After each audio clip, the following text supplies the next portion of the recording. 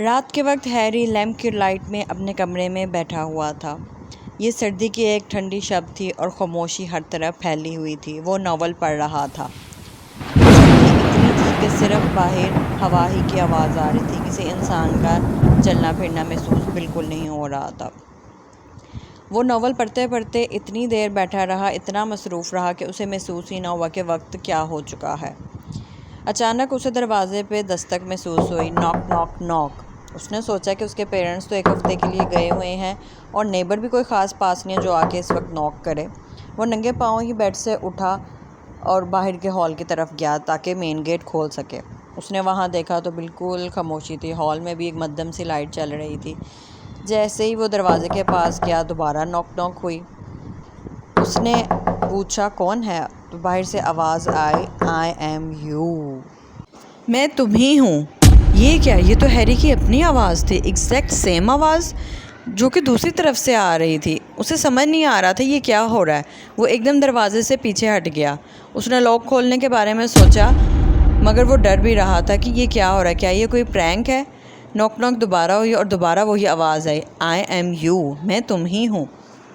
वो घबरा गया। वो हॉल में आ गया।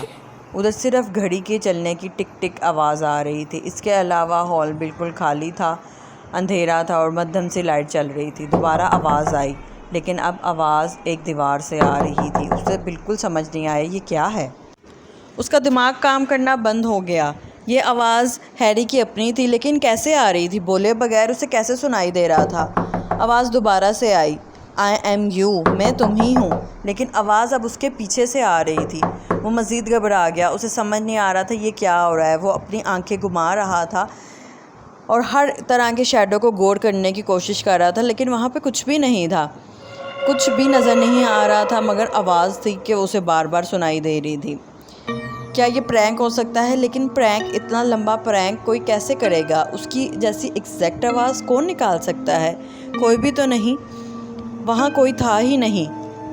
उसने इधर उधर बहुत डरते हुए देखा और वापस अपने बेडरूम में आ गया। अपने बेडरूम में आके उसने दरवाज़े से टेक लगाई और बैठ गया। उसके जिस्म बुरी तरह कांप रहा था। उसका दिल बुरी तरह धड़क रहा था। उसे लगता था जैसे उसका सांस बंद हो जाएगा और वो मर जाएगा। उसे कुछ समझ नहीं आ रहा था ये कौन है और कैसे आवाज़ उसके लिए निकाल रहा है। उसके दिमाग में हज़ारों सोचें चल रही थी। उसे लगा क्या वो पागल हो गया है, या इसने खुद से सोचा कि एक ऐसा प्रैंक है जिसमें कुछ उसे समझ भी नहीं आ रहा। वो घुटनों के बल बैठ गया। दरवाजे पर फिर से नॉक नॉक हुई, लेकिन अब आवाज़ उसके कमरे के अंदर से आ रही थी। उसके सामने एक फिगर शैडो उसकी शक्ल लेने लगा। वो चेहरा कोई अजनबी नहीं था, वो हैरी का अपना ही चेहरा था। बिल्कुल उसी के जैसे आंखें, कान, नाक, होंठ और सब कुछ। लेकिन हाँ, आंखों की जगह काले गड्ढे थे। आंखें उसकी ज़िंदा नहीं थी। वो फिगर तो उसके जैसा था, लेकिन ऐसे जैसे मुर्दा है। वो ज़िंदा नहीं था। उसने हैरी को बोला कि मुझे अपने आप में आने दो। I am you. मैं तुम ही हूँ। लेट मी इन। मुझे अपने अंदर आने दो।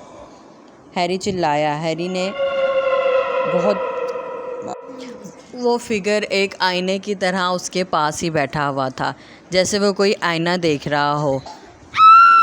हैरी मदद का रास्ता ढूंढ रहा था, लेकिन उसे अपनी ही आवाज़, आई एम यू, मैं तुम ही हूँ, इतनी सुनाई दे रही थी जैसे हज़ारों हैरी एक साथ बोल रहे हों। उसने पास भरी एक होली बुक पकड़ी और उसने उसके सर पर दे मारे, जिससे हर तरफ खामोशी हो गई और वहाँ कुछ भी ना बचा।